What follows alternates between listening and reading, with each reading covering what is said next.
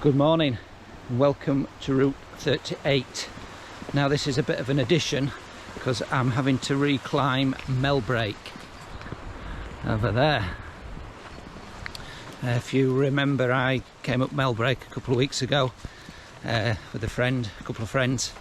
One of my friends was map reading that day, and when we got to the top of Melbrake, or what we thought was the top, we turned off. It transpires the real summit is 500 metres or so beyond, so I'm quickly going to hopefully reascend Melbrake before heading off to Buttermere to do the last 6.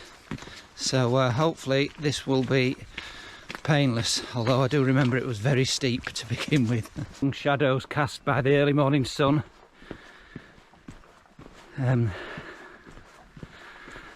You pretty much head straight up the front side of Melbrake.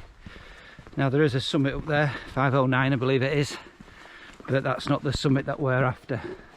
You need to continue along the top for some way and you actually get to another point at 512, which is the real summit. So we're going to go up the steep side and flirt round the side, contour round and head back. A couple of hours hopefully. Yes, as I remember, path rises extremely steeply up the scree.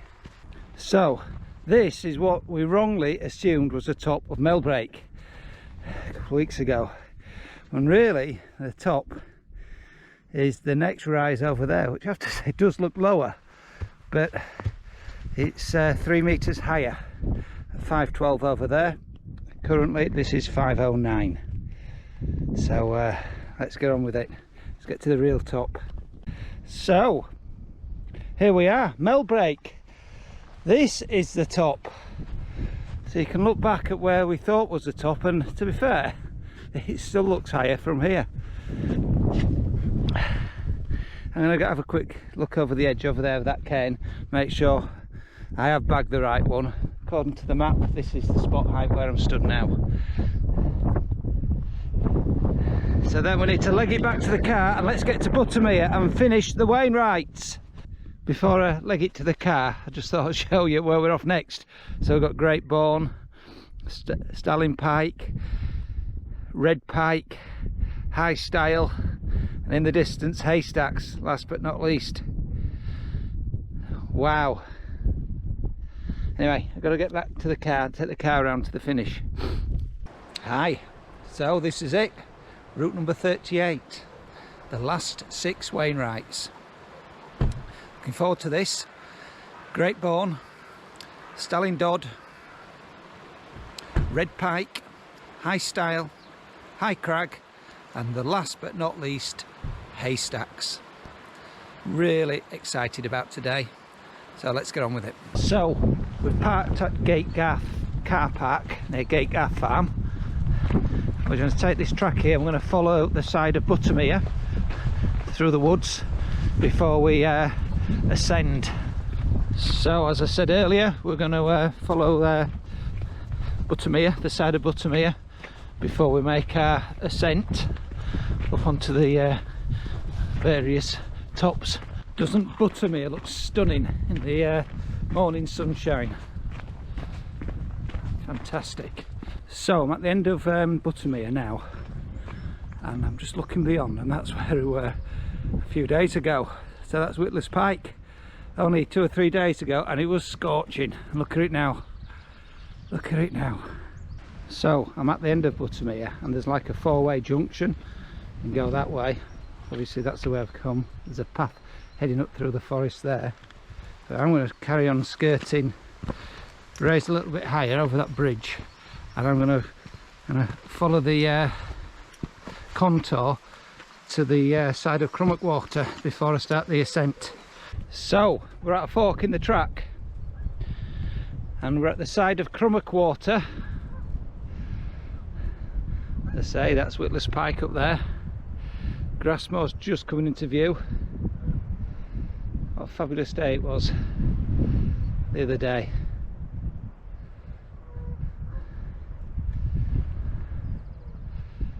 Wow, that's the pass we walked down. So that'll be Eel Crag and I think Knotrig. Anyway, we're at this fork and we're going to take the left hand fork and start the gradual ascent of our first Wainwright, which is hidden over there. So we're going to rise gradually up to the valley, up to the col, and then we're going to hang a left eventually where it steepens up. So here we are, that's Crummock Water. We've just got to this cairn here which signifies a left, so we're going to veer up and then we'll skirt round up to the col up there, and once at the col we're going to head up to the Great Bourne, which is hidden behind that buttress there.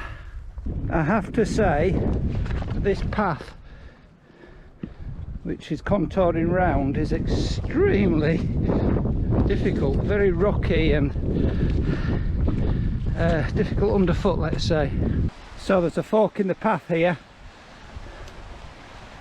so I'm going to drop down to the bridge there and take that option which still skirts up the col.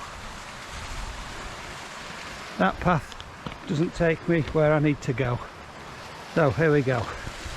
You can see the path skirting up the valley side.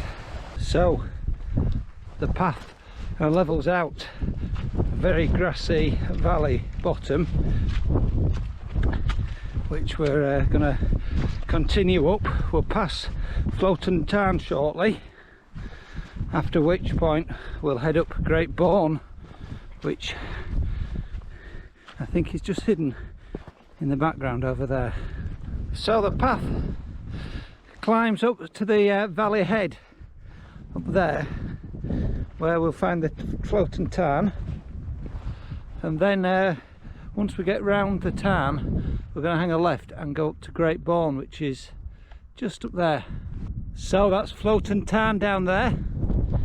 We're going to continue following this fence line to the junction with another fence which takes you straight up to the side of Great Bourne, which is where we're heading next. So that's the first Wainwright, first of 6. So this is where the fun starts. Yes, it ramps now, very steep, following this fence line, and I suspect we're going to follow this fence all the way to the top. Wow, that was steep, really steep. Crummock Water down there, so we're following this fence line still. We've got to the brow. I believe the fence line will turn left shortly and make a beeline to the summit. Yes, as I suspected, the fence post cuts the left, so we've got a nice path now following the side of the fence, heading up to the top. I have to say it's been a long walk from the car. So there we go, that's the first view of the summit of Great Bourne. Like I say, that took a fair bit of getting to this one. Been a long way from the car. So here we are, Great Bourne. So now the plan is from here to follow the various ridge lines and pick off the various tops for the day. That's the plan. So there we go, that's Stallion Dodd ahead and Red Pike. So they're the next two. Looking a bit snowy up there. So I've just done a quick mileage check and it was 6.5 miles to the top. So I thought it was a fair way. So we're following this fence line round, and you can see a very obvious path cutting across the moor top up Starling Dodd. Yeah, it's quite a good path this. I'm in the coal now, just about to start the ascent of Starling Dodd. A quick scan round to where we've come from. You can't quite see the top from here. I hope. So, making the last bit of the ascent up Starling Dodd. So here we are, Starling Dodd. Wow. Just looking at Great Gable, Green Gable, Windy Gap. Over there in the distance, we Kirkfell, this side of it. We're heading over here now, Red Pike. We're almost at the Col, and just looking across, and that's Pillar over there. So that'll be Steeple this side. That was a great day out. So it's a very obvious path going up the side of Red Pike. I can just about make out somebody on the horizon at the top. Very few people around today.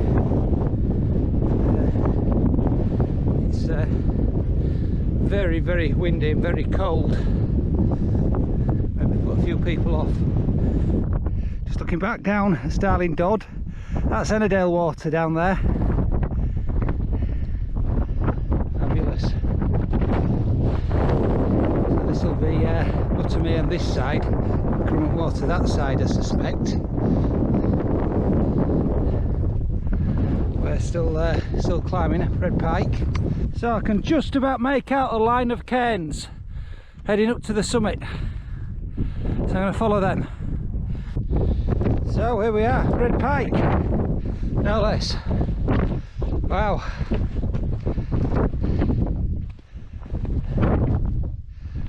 Absolutely mind-blowing. Fantastic. There's Buttermere.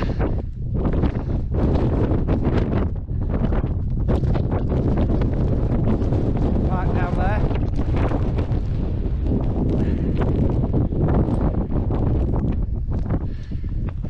So that's where we're heading next, High Stile. So there's plenty of cairns marking the way to High Stile. You see up there, High Stile is the high point of the day. So the path is quite rocky to the summit, High Stile. Careful footing required. Looking very much like it might be the top. We'll soon see when we get there. High Stile, let's have a look. So here we are, High Stile. Wow. And looking back where we've come from, over there. 1, 2, 3, this is 4 Wainwrights. We're going to follow this line of cairns, although they do look higher. The map tells me this is the high point. I'm going to follow that line of cairns and drop down to High Crag. That's the next destination. 806 metres. Now bizarrely, that cairn you can see over there is actually 807 metres. So it's actually a metre higher than where we are, but this is High Stile at 806. I've just double checked the map, even though that point over there is higher. So we're just heading over here to the 807 metre point shown on the map, and I've just looked across and I just spied Scarfell Pike and Scarfell Mickledore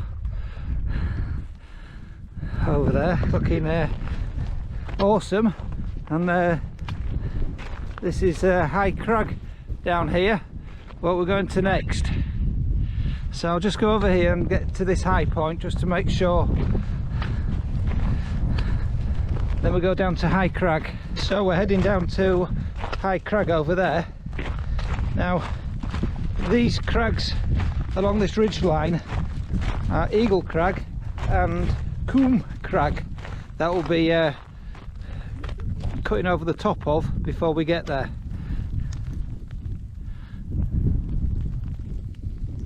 Beautiful scenery today. I have to say, we've got good visibility today. I would imagine when the clouds are in today, the navigation, you need to be really careful looking at this. I'm just looking down to the farm where my car's parked. You can see the car down there. Fantastic. Wow, look at that. Looking back up now at High Style. There's Buttermere down there. That's High Crag over there where we're heading to next. So as I said earlier, you know, in poor visibility, real care is required with navigation because the path skirts this cliff edge, very close to it. Just looking back at High Style there, we've got some weather coming in, so trying to get a couple of views in before before we can't see anything. So here we are, High Crag. Wow, Ennerdale, High Style. That's Fleetwith Pike. We were there a few weeks ago. Great Gable, Windy Gap, Green Gable, Kirkfell. Wow. So it's Grassmoor, Windlass Pike, Sale, I think it was Crag Hill or Eel Crag, and right in the distance there was Causey Pike, and I think that was Scar Crag. Wow, I have to say it's a very steep, scree descent, bit of care required. So the little rise you can see in front of you is known as Seat, and we'll drop down the other side to Scarth Gap. That's where the path is home actually, but obviously before taking that I'm going up the other side to Haystacks, the final Wainwright 214. Retrace our steps and then back down to the car. So I'm just dropping down to the gap down there before I ascend Haystacks, but I just need to look back. High Crag, what a steep descent that was. Wow. So here we are, Scarth Gap.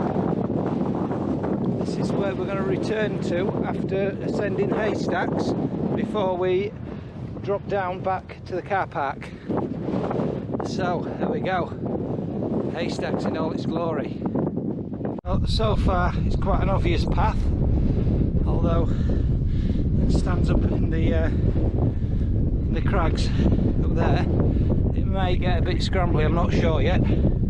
So the path kind of alternates between these ever so mild little scrambles and then a decent path again, and a bit of a scramble and a path again, as you can see. So there's a little cairn at the top of Haystacks. It's High Crag that we came down. That's Pillar over there.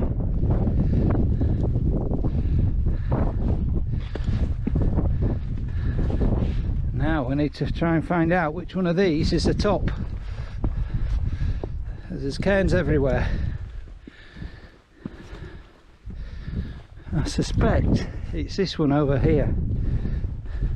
Wow, so I think this is it. Haystacks. So part one of my challenge is complete. Just the Munros to finish now. There's a cairn over there and a cairn there. I will go to them all just to make sure I've got haystacks, but this one feels the highest, and it looks where the point is on the map. A great gable up there, and it looked impressive. So very rare I do a selfie on my videos other than the start, but here I am, stood at the top of haystacks, 214 Wainwrights in. Awesome. I've got great gable as backdrop there. We've got pillar there, high crag there. Absolutely stunning. Absolutely stunning. And I'm looking down Buttermere, Crummock Water that side, Ennerdale that side. What a great end to a trip. Now I have to say I understand why Wainwright likes this one so much. It was a real bit of fun getting up here, very scrambly, lots of mild scrambles, but thoroughly enjoyed climbing this one. What a great finale. Looks like we've finished the walk almost just in time.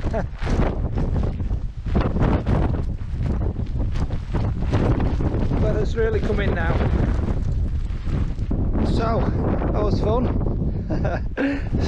Just got the last bit of descent to the Col, then we're going to take that footpath there all the way down to Buttermere to the car park. Hi, welcome to route number 38 of my Wainwright challenge, Thursday the 31st of March. Now those of you who have been watching my channel will realise that today is the big day and I'm going to complete the Wainwrights. Small matter of business to attend to first, which is Melbrake. Did Melbrake a couple of weeks ago with a couple of friends, and unfortunately we didn't quite get to the top. Unwittingly we turned off thinking we're at the top. Long story, won't go into it, but redid it this morning. So I parked at Loweswater and I managed to go up the very steep side again. You've got all the videos of the views previously, so I didn't really redo them, and I managed to get to the proper top and back in just under 2 hours. So Melbrake has been bagged officially. It was 4 miles and there was 1,524 feet of ascent. So that done, went to Buttermere, Gatesgarth car park, £4 for the day for my final 6 Wainwrights, and what a day. Stunning. It snowed quite heavily during the night, so it made for some awesome scenery. Now I'm going to have to break the day down into maybe 3 sections. The first section is pretty much the walk around Buttermere up to Crummock Water, the very steady climb up the dale, even steadier going up to Flouting Tarn, until you get to the fence, which all of a sudden ramps very steeply, where you follow the fence line up to Great Bourne. Wow. Now that was 6.5 miles, and I have to say it seemed to drag. I didn't check the time, I just checked the distance on Strava. So it was 6.5 miles and I'd done the first one. Great scenery. You can see ahead where you're going to go. Bitterly cold.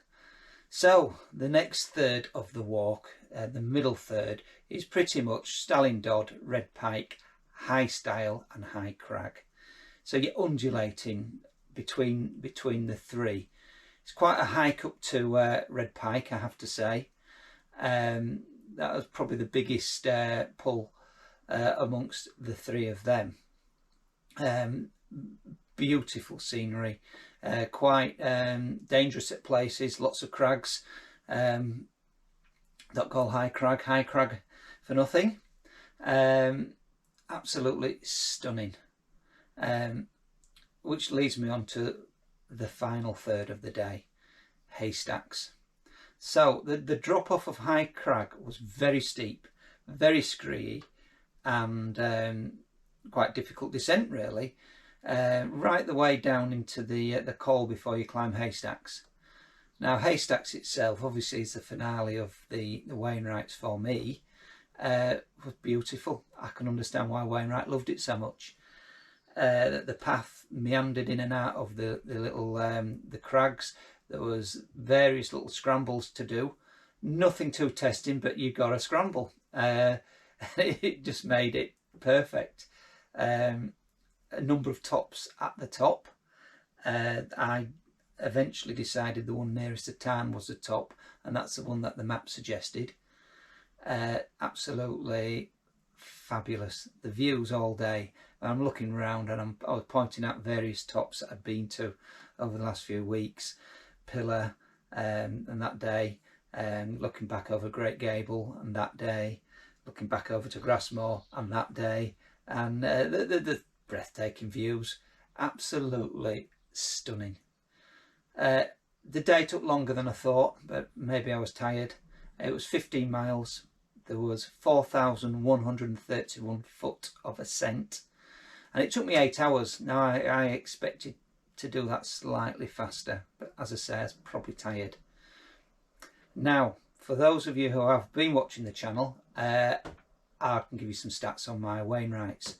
So I finished the Wainwrights, and in total I walked 480 miles. I did just over 150,000 feet of ascent, and I was walking for a total of 155 hours. So the Wainwrights have been bagged in under a year. Now to head up to Scotland to finish the Munro part of the challenge. Easter Monday is when I leave.